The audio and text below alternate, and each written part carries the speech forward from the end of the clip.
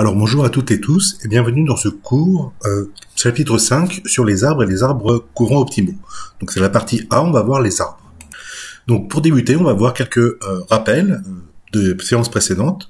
Donc déjà, qu'est-ce que c'est qu'un graphe? Un graphe, c'est un couple VE, donc V c'est pour l'ensemble des sommets, vertices en anglais, ou vertex au singulier, et edges pour les arêtes. Donc c'est un graphe non orienté, il n'y a pas de boucle a priori. On désigne par n, c'est l'ordre du graphe, c'est-à-dire le nombre de sommets, et par m, en général, le nombre d'arêtes du graphe. Alors avec ça, déjà, on peut se poser quelques petites questions combinatoires. Première question, quel est le nombre maximal d'arêtes dans un graphe sans boucle possible? Alors, je vous pète, mettez en pause pour réfléchir à ça. Vous avez n arêtes, non, pas du tout, vous avez n sommets, et combien est-ce que vous pouvez mettre d'arêtes au plus pour votre graphe? Alors, comment on va raisonner? Imaginons, j'ai juste pour l'instant ces trois sommets-là, d'accord? Eh ben, j'essaye de mettre une arête ici, enfin, plutôt ici, d'accord? Il voit deux voisins, on met deux arêtes, et puis ici, il voit un voisin, j'en mets une, d'accord? Mais en fait, ce raisonnement-là, ça va être pareil tout le temps, c'est-à-dire, maintenant, imaginons que j'ai tous ces sommets, d'accord? Donc lui, il faut que je le relie à tout le monde au mieux, d'accord? Donc, il va en voir 4 ici, donc n-1, d'accord? Puis après, lui, il va essayer d'être relié à tout le monde, c'est-à-dire 3 autres voisins, d'accord? Puis lui, il voit 2 autres voisins, là et là, d'accord? Puis enfin, lui, il voit un seul voisin. Ah, c'est comme ça, d'accord? Donc vous voyez en fait que le premier sommet, il regarde et il voit n-1 voisin, le deuxième, il en voit n-2, parce qu'il est déjà relié au premier, et ainsi de suite, d'accord? Donc si je prends le bloc-notes, donc je cherche le nombre d'arêtes maximum d'un graphe sans boucle, ok? Donc on a dit, le premier sommet, il voit n-1 voisins, il veut les relier, le deuxième, il en voit n-2, le troisième, il en voit n-3, et ainsi de suite, plus plus, et puis le dernier, il en voit aucun, d'accord? Donc l'avant-dernier, il en voit 1, et puis le dernier, il en voit 0, ok?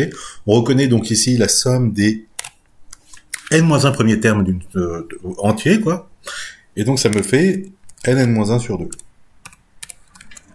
Ok? Voilà donc pour la première démo.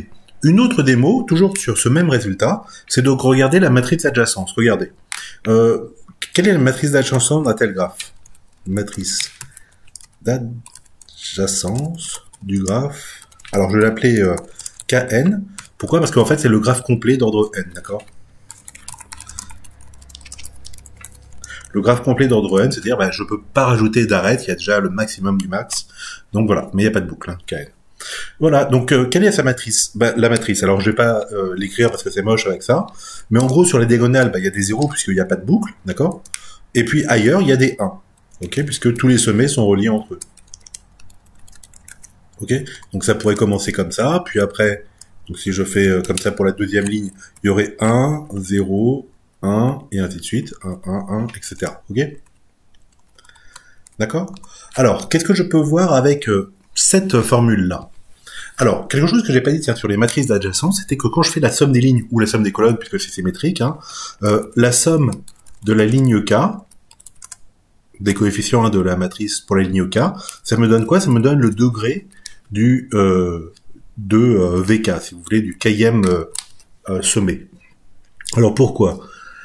Eh ben parce qu'il y a un 1 lorsque K est relié avec quelqu'un d'autre, d'accord? Et puis un 0 là où il n'est pas relié, d'accord? Donc là, comme il est relié à tout le monde, sauf lui-même, bien sûr, d'accord? Donc il va être de degré K, ok? Donc on peut se rendre compte que dans le graphe Kn, donc le graphe complet d'ordre n, tous les sommets sont de degré n-1. Ok? Ce que je vois dans la matrice, encore une fois, quand je fais la somme des coefficients de la ligne, ça me fait bien n-1, n-1, et ainsi de suite, d'accord? Il y a n termes, il y a 1, 0 et que des 1 ailleurs, ok? Voilà. Mais, or, je sais que la somme des degrés du graphe, d'accord, ça fait égal à 2 fois le nombre d'arêtes, ok? 2m. qu'est-ce que je dis? La somme des degrés du graphe, c'est n fois n-1. Moi, c'est moche, ça. N fois n-1. Puisqu'il y a que des n-1 et j'ai comme degré et j'ai n sommets différents, qui est égal à 2m, soit m est égal à n-1 sur 2, ok? Et donc je retrouve bien, évidemment, le premier calcul, le même résultat, évidemment, d'accord? n-1 sur 2. Ok, donc voilà pour la première démonstration, d'accord? La première question combinatoire. Deuxième question combinatoire, quel est le nombre maximal d'arrêts dans un graphe, possiblement avec des boucles, d'accord? Donc j'essaye d'avoir le graphe max, mais cette fois-ci en ayant des boucles, ok? Alors cette fois-ci, 3 raisonnements possibles. Premier raisonnement, c'est pas ça, c'est ça, ok? Donc maintenant, nombre d'arrêts max d'un graphe à n sommets et avec des boucles. Ok. Alors premier raisonnement, c'est de dire que ce nombre, c'est égal au nombre max d'avant du graphe sans boucle, n-1 sur 2, plus n, parce que je rajoute n boucles, d'accord? Le graphe avec des bouclés, c'est le graphe sans boucle, plus, voilà, d'accord? Plus n, le nombre de boucles que vous avez ajouté. Bon, ok. Deuxième possibilité, on va refaire comme ici, d'accord? Je prends mon premier sommet.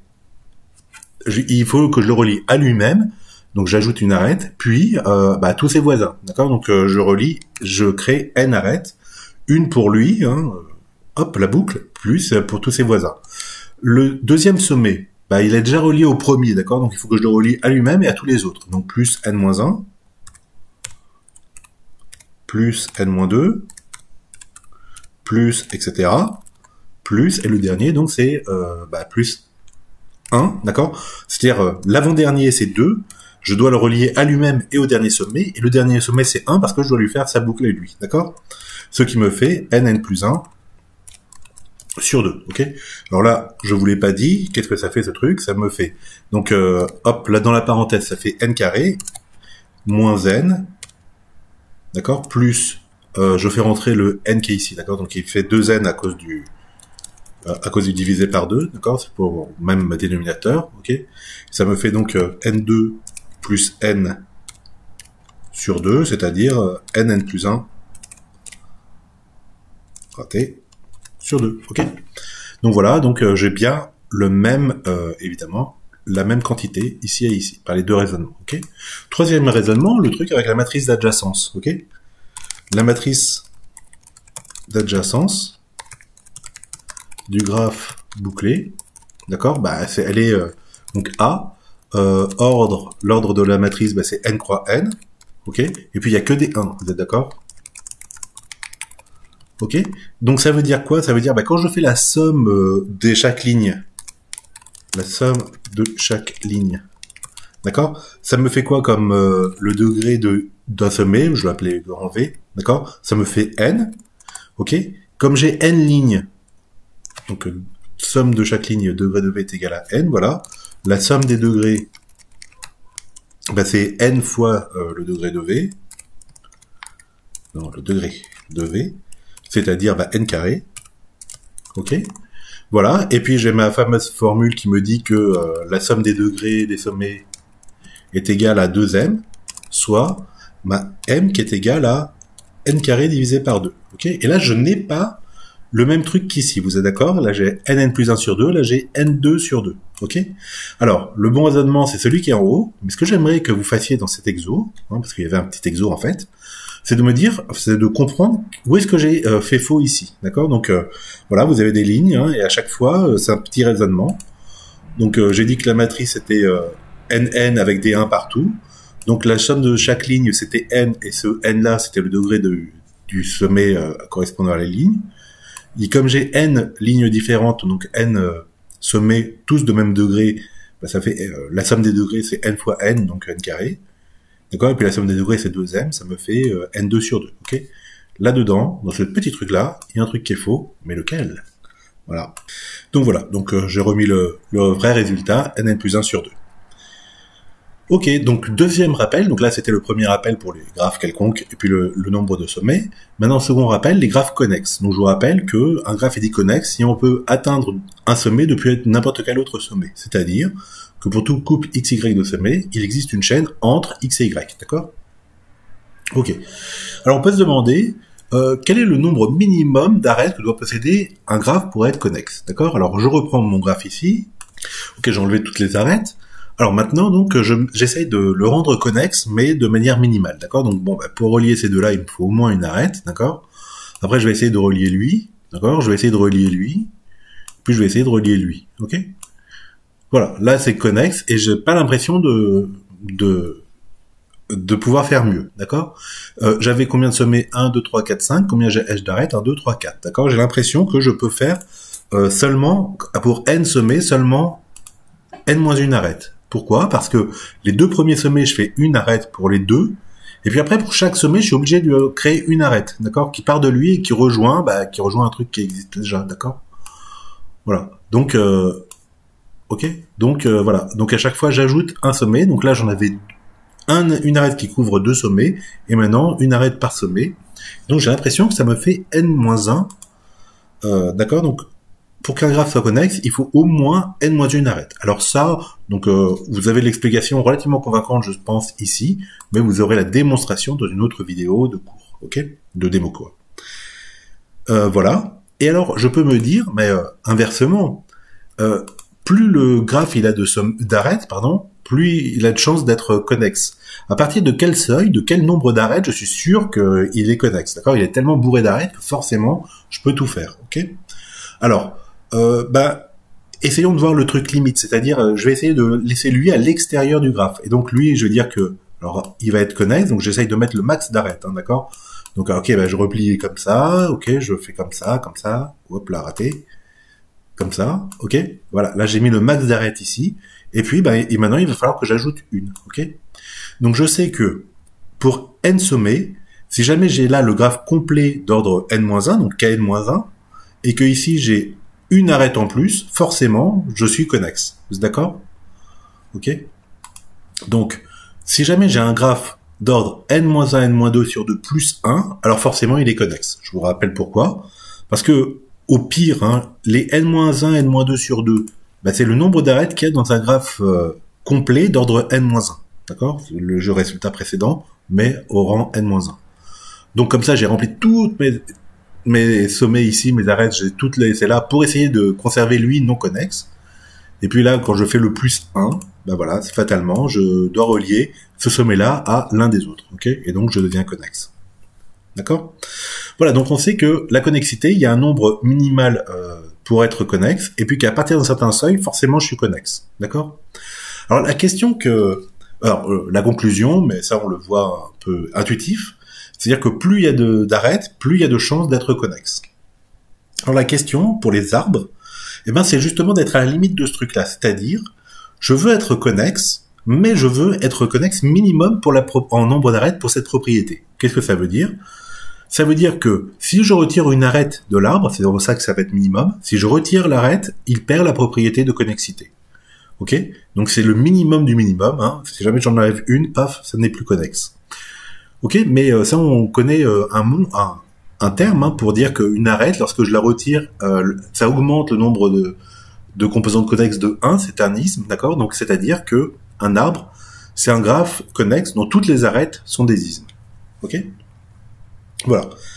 Et alors je peux me demander quel est exactement le nombre d'arêtes qu'il y a dans un arbre. Est-ce qu'il y a un nombre fixé ou pas? D'accord? Donc, qu'est-ce que je sais? Alors, je vous ai montré déjà. Je sais que, puisque le graphe, il est connexe, d'accord? Et qu'on avait dit précédemment que pour être connexe, il fallait au moins... Non, on l'a pas dit précédemment. Non, on l'a pas dit. Ok, donc il faut au moins n-1 arête pour être connexe, d'accord? Paf. Alors, je refais ici. D'accord, donc j'essaye d'être connexe petit à petit, d'accord. Oui, aussi on l'a fait quelque part. Hein.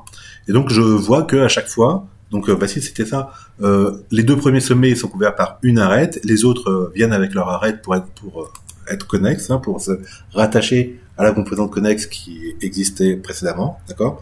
Donc il faut au moins n-1 arêtes.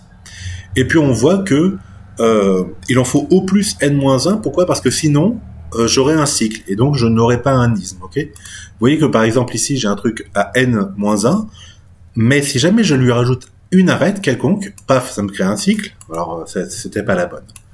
Paf, ça me crée un cycle. Ah non, c'est pas la bonne. Paf, ça me crée un cycle, et ainsi de suite. D'accord? Il n'y a pas d'autre possibilité. Dès que je passe à n arêtes avec n sommets, forcément, j'ai un cycle.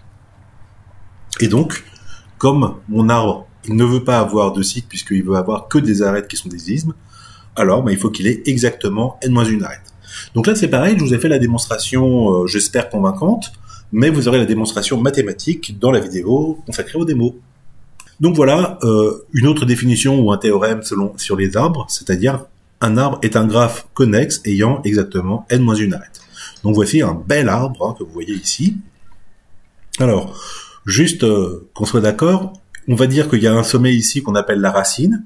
Il n'y a rien de spécial. En fait, on pourrait prendre à peu près n'importe quel sommet. Enfin, on peut prendre n'importe quel sommet pour être la racine, ok. Mais il nous en faut un, voilà, pour le mettre en lumière. Sa spécialité, c'est juste d'avoir été choisi au hasard pour être ça. Et il y a des sommets de degré 1 ici, d'accord, que l'on appelle des feuilles, ok. Donc on verra dans les démos que forcément, quand vous avez un arbre, vous avez forcément au moins une feuille. En fait, voilà, plus en général, mais nécessairement au moins une. Ok.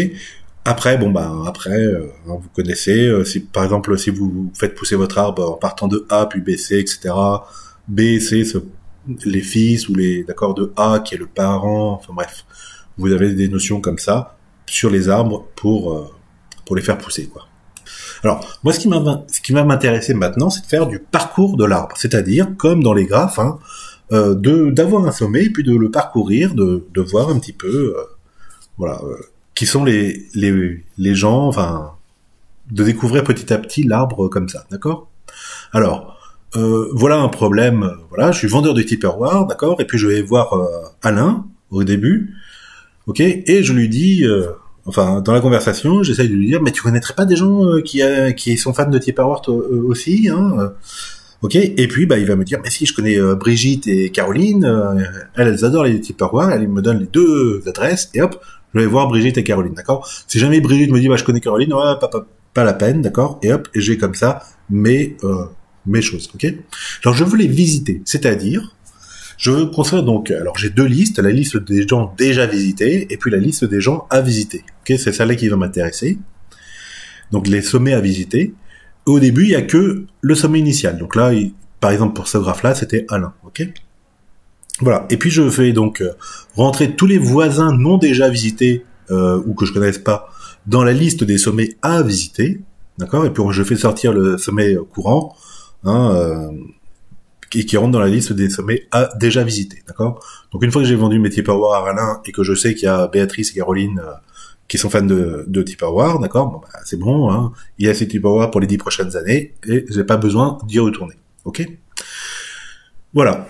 Et puis donc, on continue comme ça, tant que je peux trouver, tant que vos amis sont suffisamment sympathiques pour vous dénoncer, que je vienne chez vous vendre mes Tupperware, d'accord. Voilà. Alors, la question, tout est dans la liste ici, d'accord. Comment je gère ma liste, c'est-à-dire je vais faire la liste donc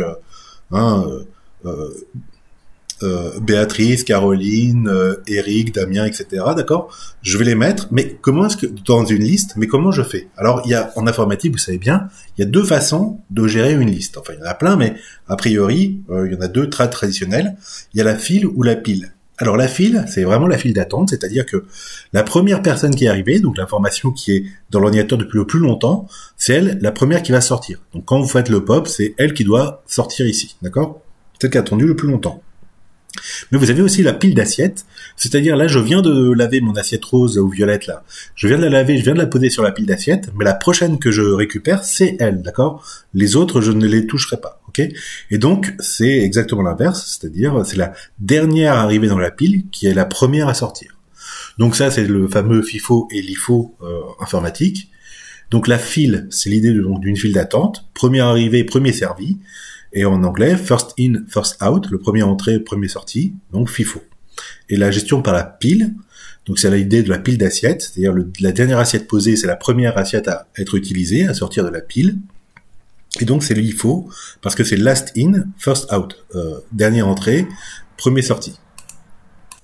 Alors voilà l'exercice que vous allez avoir à faire. Donc vous allez avoir la correction dans la vidéo juste après, hein, mais vous pouvez le faire en attendant.